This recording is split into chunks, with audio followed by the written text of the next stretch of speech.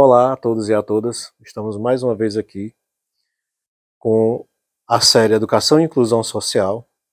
Meu nome é Gleison Capistrano, sou doutorando em ensino pela Rede Nordeste de Ensino Renoem, no IFCE, Instituto Federal do Ceará, Campus Fortaleza, em parceria com o Centro de Referência em Educação à Distância, o CREAD, e o Grupo em Inovação de Recursos Didáticos, Produtos Educacionais e Tecnológicos GREPET, promovendo mais um episódio da série Educação e Inclusão Social. Estamos com o nosso convidado, professor da UFC, Universidade Federal do Ceará, professor Estevão Rolim Fernandes. Olá, professor. Seja bem-vindo. Tudo bem? Obrigado pelo convite. Nós agradecemos e estamos aqui para falar sobre educação e inclusão tecnológica. Nos fale um pouco sobre a temática. Primeiramente, fale um pouco sobre o senhor. Fale um pouco sobre a sua profissão, a sua história. Bom, reforçando mais uma vez, eu queria agradecer pelo convite, né, pela oportunidade de poder estar aqui nesse canal, compartilhando e trocando ideias, né, com você e com todos os nossos espectadores acerca desse tema, um tema que muito me toca, né, e eu tenho formação aqui mesmo na UFC, Engenharia Elétrica, né, e fiz mestrado na área de telecomunicações. Depois eu parti para um doutorado, depois de ter ainda trabalhado um pouco no mercado, parti para um doutorado e trabalhei na área de processamento de sinais com fins de telecomunicações, controle e automação, mas foi um doutorado bastante técnico, né, onde a gente utilizava técnicas estatísticas de processamento de sinais. Então isso me aproximou muito, né, desse ferramental estatístico, que é muito utilizado na engenharia, e aí eu, ao retornar ao Brasil, após o doutorado, né, ingressei na universidade, exatamente nessa área de ensino de probabilidade estatística. Eu tive uma história antes, né, trabalhei ainda em Sobral 1 ano, no curso de engenharia de computação, mas acabei me firmando aqui no Centro de Tecnologia. Então, hoje eu sou professor do Centro de Tecnologia e há mais de 12 anos eu trabalho com o ciclo básico de formação de engenharia, principalmente nessas disciplinas que trazem esse ferramental matemático, embasamento nas ciências de dados, né, e o ferramental estatístico, também um pouco de metodologia científica. Em 2015, nós criamos lá no Centro de Tecnologia um departamento novo, chamado o Departamento de Integração Acadêmica e Tecnológica, de ATEC, como nós chamamos lá. É um departamento transversal que ele abrange praticamente todos os cursos de engenharia do nosso Centro de Tecnologia e tem a finalidade exatamente de promover essa integração, né, entre o ciclo básico e o ciclo profissional. Então temos aí várias disciplinas e atividades pedagógicas que têm essa finalidade, né, voltadas para a integração entre o ciclo básico e o ciclo profissional. Você falou de inclusão tecnológica, que é o tema da nossa conversa aqui hoje, né? Em 2017, ou seja, 2 anos depois da criação do departamento, nós começamos a trabalhar com a disciplina de tecnologia e sociedade.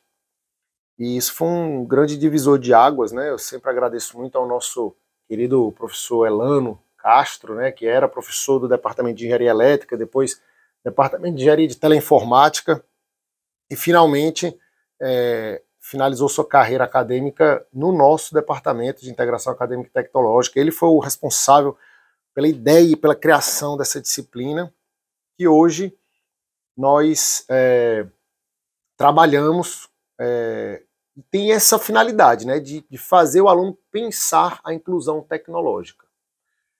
Eu vou parar por aqui na resposta e deixar você perguntar alguma coisa. Pode ser que eu me aprofunde mais a respeito da disciplina. Não, mas fique à vontade, professor. A sua resposta ela pode ser fluente até o momento em que o senhor achar que a questão da resposta ela é bem tranquila. Quando eu ver que o senhor está dizendo assim, não, aí o senhor dá uma paradinha e eu continuo. por exemplo, o senhor estava falando sobre a questão da importância, né, do professor ter propiciado essa abertura para a questão da tecnologia e sociedade. Isso. Um dos grandes objetivos da disciplina é quebrar alguns paradigmas na cabeça de estudantes que entram nos cursos de engenharia com uma mentalidade muito focada na estrutura clássica de engenharia que a gente tem na cabeça, né? Muito focado no mercado, mecanicista, aquela coisa, né, muito mercadológica, e fazê-los pensar que a engenharia pode ter um outro lado, uma outra atuação mais, não diria nem humanizada, mas mais social, né? Mais aplicabilidade para a sociedade. Exatamente, é por aí, sabe? Um ponto que eu acho fundamental e que muitas vezes os alunos e alunas, né, quando chegam, estão um pouco desatentos a isso, é que é preciso quebrar paradigmas, né? É preciso fazê-los transgredir alguns paradigmas para que a gente possa realmente fazer a engenharia olhar para essa sociedade, para as pessoas que mais precisam dessa sociedade. A engenharia, se a gente parar para pensar, ela faz parte de um sistema de dominação, né? É duro dizer isso quando a gente vem desse campo, né, de formação, mas a verdade é essa, né? A engenharia, ela começou como um instrumento militar, né? Era um instrumento de desenvolvimento de tecnologias de guerra, né? Tanto que depois se desenvolveu uma engenharia civil. Até hoje a gente usa esse nome de engenharia civil, né? Que antigamente era em oposição à engenharia militar. Hoje em dia ela tem outra conotação, mas se manteve esse nome. Mas ainda assim, as escolas de engenharia foram criadas como uma estrutura de poder, né? O objetivo era dominar, claro, criação de tecnologia, manter os operários, né? A engenharia mecânica, a engenharia civil, manter os operários ali, os trabalhadores das obras, nas suas devidas ordens, né? Tinha que ter alguém para dar as ordens, né? Para ser a pessoa que detém o conhecimento. Então, ela nasce nesse contexto, que é um contexto de dominação de estruturas que permeiam nossa sociedade até hoje, né?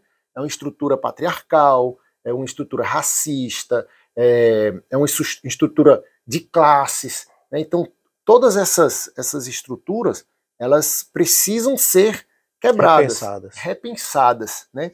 E eu acho que nada como o diálogo dentro da sala de aula para se aproximar desses alunos e fazê-los enxergar de outra forma. Colocando talvez a tecnologia a serviço da sociedade, né? Pois essa é a grande questão, né? Que sociedade que está sendo servida por essa tecnologia? E a quem ela está servindo, né? Exatamente. Essas são as perguntas que a gente precisa estar se fazendo, né?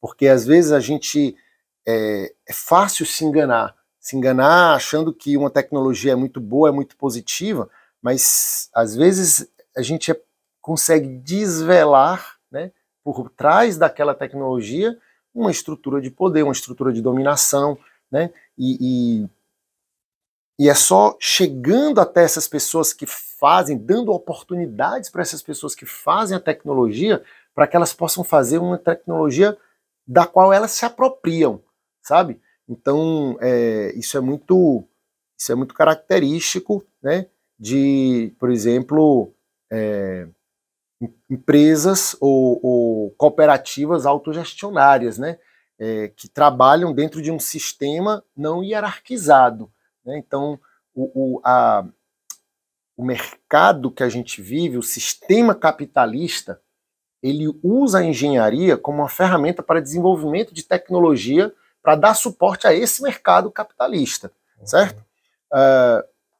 A economia colaborativa, a economia solidária, ela é um outro contexto que existe exatamente na tentativa de quebrar esse paradigma, de gerar tecnologia social, de tecnologia social realmente no sentido de promover, né, as estruturas solidárias, né? Ou seja, as estruturas em que não há hierarquia, em que não há um ganho de capital, né, por conta de acúmulo financeiro, né, em que os trabalhadores gerenciam aquela estrutura de uma forma mais ou menos equilibrada, entendeu?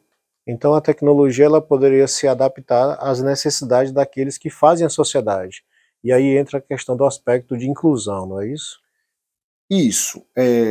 Eu acho que é exatamente nesse ponto que a gente fala de inclusão, né? Quando as pessoas que desenvolvem a tecnologia, elas não se apropriam dessa tecnologia, né? E as pessoas que não têm acesso à tecnologia, elas ficam ilhadas da sociedade, entendeu? Então acho que é aí que a gente precisa fazer uma virada de chave aí, né? De consciência, né? Exatamente, permitir que a criação de uma tecnologia realmente inclusiva passa por algumas quebras de paradigma e eu acho, inclusive, que isso tem muito a ver com as nossas estruturas sociais e emocionais também, né? Porque é muito difícil a gente exigir de um aluno em sala de aula, dentro de uma estrutura impositiva e autoritária, aquele aluno que muitas vezes tem uma condição social mais difícil, né, que ele acompanhe do mesmo jeito que outros alunos que têm uma condição melhor, né, e que talvez já estejam mais adaptados a essa estrutura. Então eu acho que a quebra, ela começa dentro da sala de aula, sabe? É um pouco como... Paradigma. É como, enfim, não dá para fugir muito de Paulo Freire, né, quando ele dizia que a educação tem que ser libertadora, né? Porque é isso, a gente precisa educar para libertar, e para libertar a gente precisa dialogar com esses alunos e alunas, a gente precisa chegar e saber o que é que com o que eles se identificam, entendeu? E eu acho que o estado emocional geral dos alunos e alunas hoje em dia passa muito por isso, né? Por essa estrutura muito autoritária e impositiva que se replica de geração para geração dentro da sala de aula. É preciso a gente aprender, enquanto professores, nós mudamos muito, né, nos últimos anos, ou talvez 10, 15 anos, o perfil do nosso alunado, mas a gente ainda tem muito que avançar em relação ao corpo docente, né? Então, algumas lutas ainda precisam ser travadas, né, para que a gente possa ter um corpo docente realmente diverso e representativo, né, e que esses docentes possam se apropriar, né, desse lugar de onde eles vêm para dialogar com os alunos de uma forma mais paritária, mais próxima, né, trazer eles para dentro dessa conversa, né, em que eles possam se identificar com aquilo que eles vão construir, né, e acho que assim a gente vai gerar uma tecnologia mais inclusiva. Professor, essa sua proposta, o que nós estamos falando aqui, da questão mais de um olhar mais democrático da tecnologia, ela passa pelo olhar do aluno e este aluno com as suas necessidades. Se o aluno se percebe que a tecnologia não está sendo desenvolvida a seu favor, ele pode ter a liberdade pelo professor de pensar novas respostas, novas questões, novos olhares, não é isso? Olha, mas é assim, eu também acho que eu também acho que o aluno, em grande parte, né, o estudante, ele acaba reproduzindo na sua vida profissional boa parte daquilo que ele atravessa ao longo da sua formação, sabe? Então, se ele passa por uma estrutura opressiva, autoritária, e ele aprende que aquilo é a forma de chegar ao conhecimento, e que o conhecimento, a detenção desse conhecimento é poder, é essa linha de raciocínio que ele vai seguir na vida profissional dele. Reproduzir. Exatamente, né? Vai reproduzir aquilo. Então, o ideal seria que a gente reconstruísse essa forma de ensinar, né? Para que o aluno percebesse a importância dessas conexões, né? Na hora da construção desse conhecimento, né? De entender que ele pode criar um conhecimento compartilhado, né, com a comunidade onde ele está inserido. Retribuir o conhecimento que ele vai obter para a sociedade que o está formando, né? É mais ou menos isso, né? É por isso que hoje lá no Diatec nós temos um grupo de estudos em ensino de engenharia, né?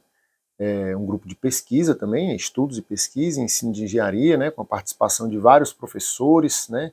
O professor Antônio Paulo Holanda, a professora Natália Barroso, enfim, o professor Luiz Gonzaga, tantos outros que participam do nosso grupo, com a tentativa de construir coletivamente, né, e produzir conhecimento nessa área. Hoje nós temos, pessoalmente, né, eu desenvolvo duas atividades de pesquisa e extensão, digamos assim.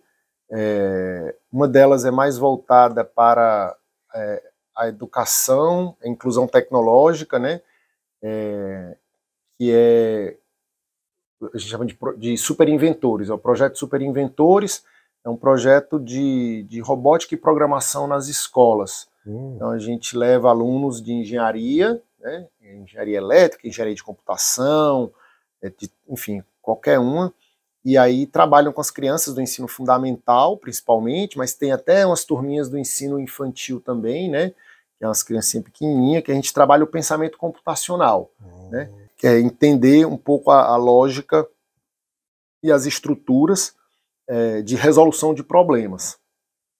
E isso pode ser feito sem o uso de dispositivos e máquinas ou com o uso de pequenos equipamentos, né, de robótica, ali, plaquinhas de desenvolvimento, Arduino, ou só uma programaçãozinha num computador, luzinha que pisca, faz um robozinho, essas coisinhas, as crianças realmente adoram, isso tem tido muito sucesso. E o outro projeto é um núcleo de engenharia e desenvolvimento social, né, que nós estamos criando agora, na verdade. Nós participamos do último encontro nacional de engenharia e desenvolvimento social, que ocorreu no Rio de Janeiro, agora no mês de novembro passado, e aí voltamos de lá com essa ideia de criar o nosso grupo aqui, né, o nosso núcleo, e esse núcleo ele já tem aí vários desafios pela frente, né. Dentro dessa proposta, nós já desde o começo do ano passado estamos trabalhando com uma comunidade aqui de Fortaleza, né, ali na periferia de Fortaleza, chamada Ocupação Carlos Marighella, né, que é uma ocupação que ficou bastante famosa aqui durante a pandemia, né, do Covid-19. Eles conseguiram a desafetação da terra onde eles estão alocados, e tem uma série de movimentos que estão juntamente com a gente lá lutando, né, para melhores condições para essa comunidade, né. Estão realmente em situação muito, muito difícil em termos de estrutura, de infraestrutura. Então a gente trabalha com o pessoal da organização Taramela, por exemplo, né, que são arquitetos populares, né, e nós estamos tentando dar uma melhor condição estrutural, né. Fizemos um estudo, por exemplo, sobre os solos, né, para as fundações das futuras construções. Fizemos um estudo também da rede elétrica, né, para instalações mais seguras e confiáveis, e assim a gente vai levando um pouco de tecnologia a serviço, né, das comunidades, sempre incluindo a formação, porque para a gente o importante é isso, é levar a tecnologia até eles, mas também levar o conhecimento. Então a gente sempre faz ateliês, faz oficinas e leva a formação até eles. Professor, eu entendo que a tecnologia hoje ela mexe muito com a saúde das pessoas. E até mesmo por conta da Covid, as pessoas estão usando a tecnologia com mais frequência, e isso pode até distanciar, porque a comunicação fica muito remota, né? Uhum. Que relação o senhor poderia fazer entre tecnologia e saúde emocional, né, e saúde mental? O aspecto da saúde como um todo. Será que a tecnologia pode ajudar ou ela também contribui para ter problemas? Olha, eu não sei se eu sou exatamente um especialista nessa área, né? Assim, eu não me sinto um especialista, mas já fiz alguns estudos relacionados aos impactos na saúde mental, os impactos Recentemente do estudo de engenharia, o senhor fez uma palestra no IFCE do Campus Maracanaú, no Encontro Pedagógico, né? Isso. Qual era a temática mesmo? Bom, então a temática era saúde mental dos estudantes de engenharia, né? Uma pesquisa, né? O nosso estudo foi exatamente sobre isso, né? Então, se você me perguntar sobre o impacto da tecnologia na saúde mental, eu sei que existem muitos estudos na literatura mostrando essa relação, né? A relação entre, por exemplo, tempo de tela, sim, né, e depressão, sim.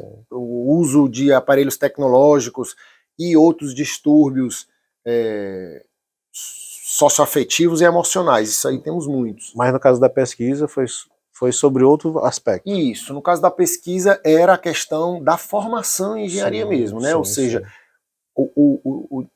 até que ponto a gente pode dizer que a formação em engenharia ela é digamos, um processo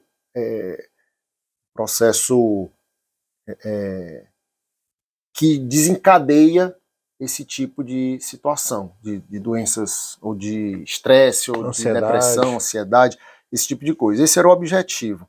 E a gente já, obviamente, se tem intuitivamente a ideia de que isso deve acontecer, porque os alunos desenvolvem muitos problemas, mas foi bastante assustador detectar, né, através de instrumentos, né, da Organização Mundial da Saúde, instrumentos utilizados por psiquiatras, que 6%, né, do universo entrevistado apontavam para graves sintomas de depressão. 6%, né, um universo que só lá no Centro de Tecnologia da UFC nós temos cerca de 3 mil alunos, né, 800 ingressantes, e a pesquisa foi feita especialmente com ingressantes, né, alunos que estão saindo do ensino médio e entrando nos cursos de engenharia.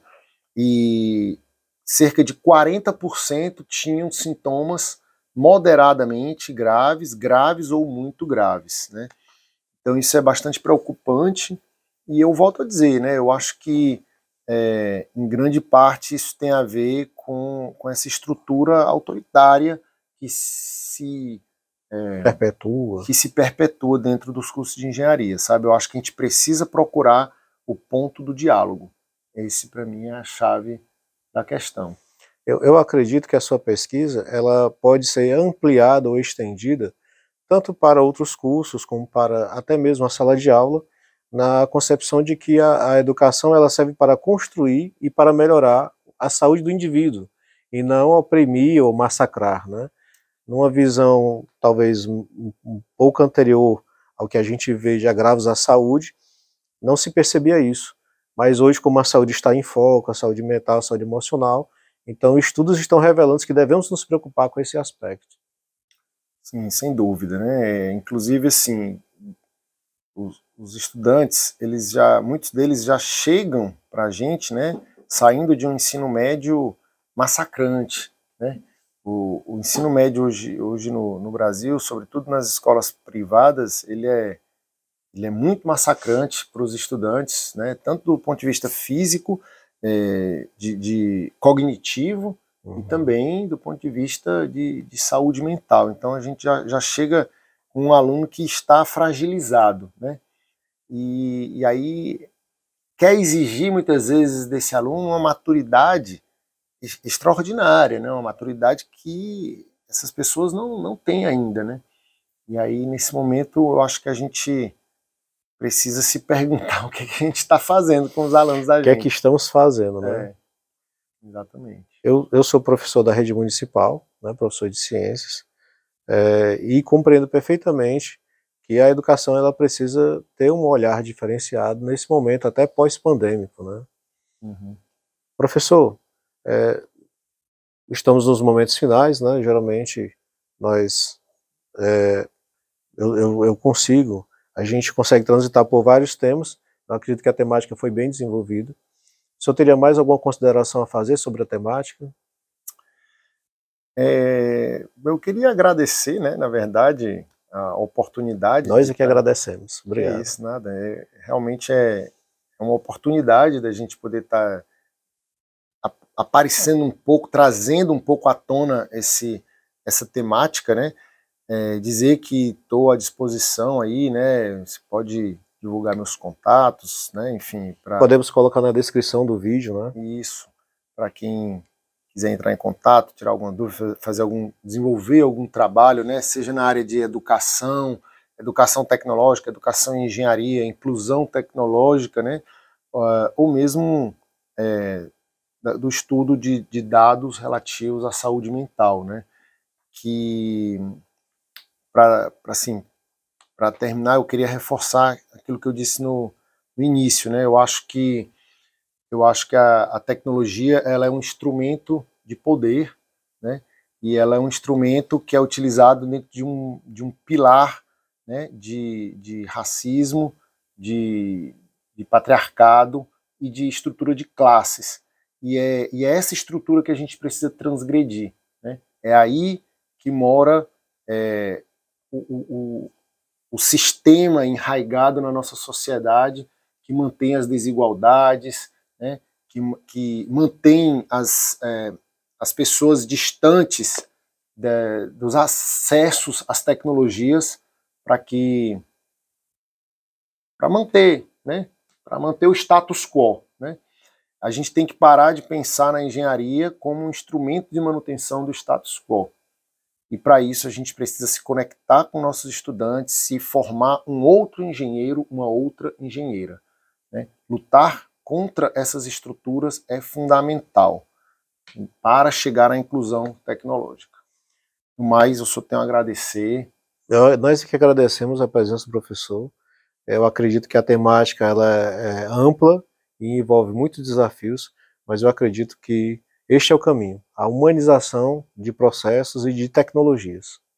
Muito obrigado, professor. É isso, Clisson. Que agradeço. E vamos terminar por aqui mais uma entrevista da série Educação e Inclusão, e até o nosso próximo episódio.